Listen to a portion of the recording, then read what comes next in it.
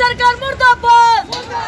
दरअसल मैं सबसे पहले आपको धन्यवाद देना चाहूँगा कि आज जिस तरीके से गोदी मीडिया रोल प्ले कर रहा है और वो गोद में बैठा हुआ है, ऐसे समय पे आप जैसे जाबाज पत्रकार और आपका जाबाज चैनल सही मायनों में जनता की आवाज़ को सुनने के लिए यहाँ तक पहुँचा, इसलिए आपका तहे दिल से सभी कार्यकर्ताओं की तरफ से धन्यवाद देता हूँ।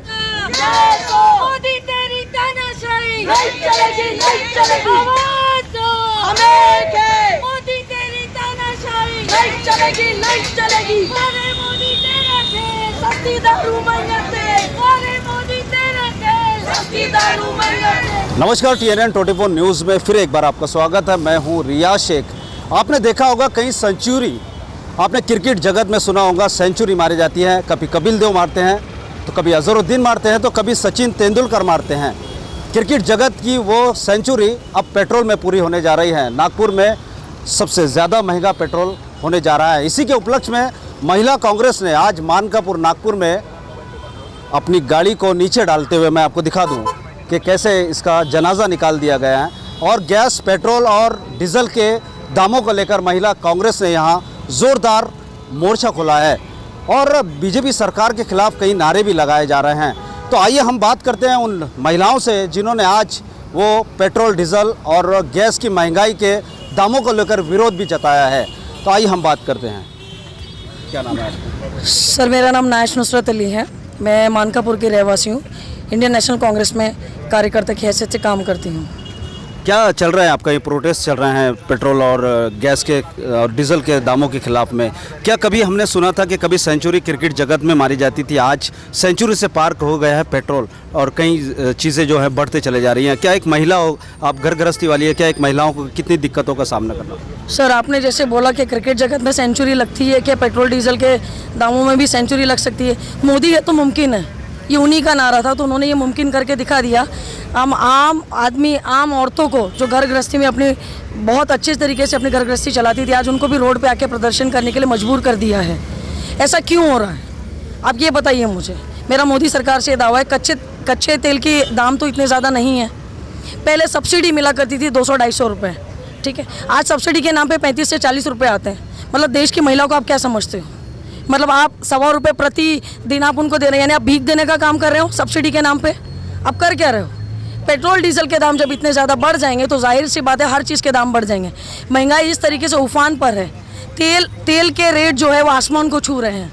आप मुझे बताइए कि आज हमने क्या सोचा था अच्छे दिन आएंगे, आज ये कौन से अच्छे दिन आ गए? आज जो घर में बैठी हुई महिलाएँ थी, जो अपनी घर गृहस्थी में बहुत ज़्यादा खुश और हाल थी, वो आज रोड पर आके प्रदर्शन करना पड़ रहा है। कारण क्या है इसके पीछे? किसे जिम्मेदार मानती है आप? 100% केंद्र सरकार को, मोदी सरकार को। हमारी सीतारमण, हमारी फाइनेंस मिनिस्टर, तो फाइनेंस के नाम पे एक धब्बा है।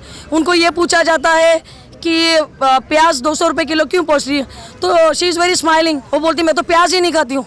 मतलब यहाँ पे सवाल कुछ होता है, जवाब कुछ और होता है। स्वास्थ्य मंत्री को पूछा गया, डॉक्टर हर्षवर्धन जी को, कि कोरोना की वजह से लोग बहुत ज़्यादा डिप्रेशन में जाते हैं, उनको क्या करना चाहिए? तो उनका रिप्लाई आता है डार्क चॉकलेट खाना चाहिए। यहाँ आदमी एक टाइम की रोटी को मोहताज है, ये कहते हैं डार्क चॉकलेट खाना चाहिए। जी, मैं एक प्रश्न पूछना चाह रहा हूँ आपसे। सबसे हटके प्रश्न है कि किसानों का इतना बड़ा मुद्दा और इतना बड़ा प्रोटेस्ट चला है, उसकी उनको भी इंसाफ नहीं दिया गया, उनकी भी पुकार को नहीं पूछा गया। क्या आपको लगता है कि आपकी इन आवाज़ को वहाँ तक पहुँचेगी और वो मानेगी? सर बिल्कुल। भारत देश जो है वो कृषि देश के नाम से जाना जाता है पूरे विश्व में। आज हमारे देश का अन्नदाता खुद अन्न के लिए तरस रहा है, लेकिन मोदी सरकार को अंबानी, अडानी और उनके जो भी नीरव मोदी वगैरह जो भी उनके मंत्री मंडल है, उसके अलावा कुछ नज़र नहीं आता। आप मुझे बताइए, कोरोना काल में एक राष्ट्र के सबसे बड़े पद पे बैठने वाले प्रधानमंत्री जी को ये एक प्रण लेना चाहिए था कि मैं देश के हर नागरिक तक एक सैनिटाइजर की बोतल, मास्क वगैरह पहुंचाऊंगा, लेकिन उन्होंने क्या बोला? ताली बजाइए, थाली बजाइए। इससे कितना कोरोना कम हुआ? एक लिमिट होती है सर बर्दाश्त की। आज लोगों का लिमिट खत्म हो गया और कांग्रेस बिल्कुल भी यह बर्दाश्त नहीं करेगी कि और भारत के लोगों के साथ धोखा हो। किसी ज़माने में 350 या 450 रुपये का सिलेंडर मिलता था, लेकिन अभी 1000 के करीब पहुंच गया। वो भी ऐसा लगता है कि धीरे धीरे सेंचुरी कर लेगा। सर मेरा तो सवाल आपसे ये है कि आप स्मृति ईरानी जी से सवाल क्यों नहीं करते जाके? जब 450 रेट था सिलेंडर का, तो वो रोड पे आके प्रदर्शन करती थी। बाबा रामदेव बोलता था आपकी अदालत में आके, अब वो कहाँ चले गए हैं? अब उनको देश के महिलाओं का दुख नज़र नहीं आता। देश की जो GDP माइनस में हो चुकी है, ये नज़र नहीं आती है। हर दिन ब दिन आप देखिए GDP माइनस में जा रही है। ऐसा कब तक चलेगा सर? लोग बेरोजगार हो रहे हैं, नौकरियां नहीं मिल रही है। आप क्या साबित करना चाह रहे हैं? मेरे साथ गौलवंशी जी भी हैं जो नगर सेवक भी रह चुके हैं, उनसे भी हम बात करेंगे कि वो क्या कहना चाहते हैं इन महिलाओं के इस मोर्चे में। क्या कहना चाहेंगे सर आप? दरअसल मैं सबसे पहले आपको धन्यवाद देना चाहूँगा कि आज जिस तरीके से गोदी मीडिया रोल प्ले कर रहा है और वो गोद में बैठा हुआ है, ऐसे समय पे आप जैसे जाबाज पत्रकार और आपका जाबाज चैनल सही मायनों में जनता की आवाज़ को सुनने के लिए यहाँ तक पहुँचा, इसलिए आपका तहे दिल से सभी कार्यकर्ताओं की तरफ से धन्यवाद देता हूँ। आज देश में खुश कौन है? आज महिलाएं, गैस की कीमतें बढ़ गई, उनका वापस उनको चूल्हे की तरफ जाना पड़ रहा है। जिस बात का मोदी जी दम भरते थे कि मेरी माँ चूल्हे में खाना पकाती थी और उसके आँखों में वो धुआं जाता था तो आंसू निकलते थे, आज देश की हर महिला, आम महिला, गरीब महिला वापस चूल्हे की तरफ जा रहे हैं, क्योंकि लगभग 1000 रुपये का सिलेंडर ये आम जनता के बस की बात नहीं है। किसान एक तरफ नाखुश है, स्टूडेंट्स चाहे जितनी भी यूनिवर्सिटी रहे, वो सारे यूनिवर्सिटी के स्टूडेंट्स आज नाराज़ है, सरकारी कर्मचारी नाराज़ है। जिस तरीके से प्राइवेटाइजेशन किया जा रहा है, अब हमारे पुलिस दल के मित्र यहाँ खड़े हैं, जिस तरीके से रेलवे बेचने का इनका प्लान है, एयरपोर्ट्स बेचने का प्लान है, जितनी प्रॉफिट मेकिंग यूनिट्स है वो सारे बेच रहे हैं। कहीं ऐसा ना हो कि इन पुलिस वालों को भी आगे चल के प्राइवेटाइज कर दिया जाए। जिस तरीके से, तो कुल मिलाकर आज आम जनता, चाहे वो यूथ रहे या किसान रहे या सरकारी कर्मचारी के परिवार रहे, चाहे महिला रहे, गरीब गुरबा रहे, सब लोग आज नाखुश है। तो फिर खुश कौन है? तो जो हमारे नेता, राष्ट्रीय नेता राहुल जी गांधी बोलते हैं कि ये सिर्फ सूट बूट की सरकार है, जो चंद कॉरपोरेट जगत के अरबोपति, करोड़पति लोग हैं, जिनके हजारों करोड़ के ऋण माफ़ कर दिए जाते हैं, कर्जे माफ़ कर दिए जाते हैं, वही लोग इस सरकार में खुश है और मात्र आरएसएस के लोग खुश है। यहाँ ऑल इज़ वेल बताने की मीडिया के माध्यम से कोशिश की जाती है, लेकिन आज एक गरीब गुरबा, एक आम आदमी, कोविड के बाद जिस तरीके के हालात, छोटे दुकानदार जीएसटी से परेशान है, हर व्यक्ति इस देश में परेशान है। जिस तरीके से अच्छे दिन के सपने दिखाए गए थे, तो सही मायनों में आम जनता की आवाज़ अगर मीडिया पहुंचाने का काम करे तो जो गुड दिखता है पटल पे, वो चित्र वैसा नहीं है। अंदर की, नीचे की पूरी धरती खसक गई है।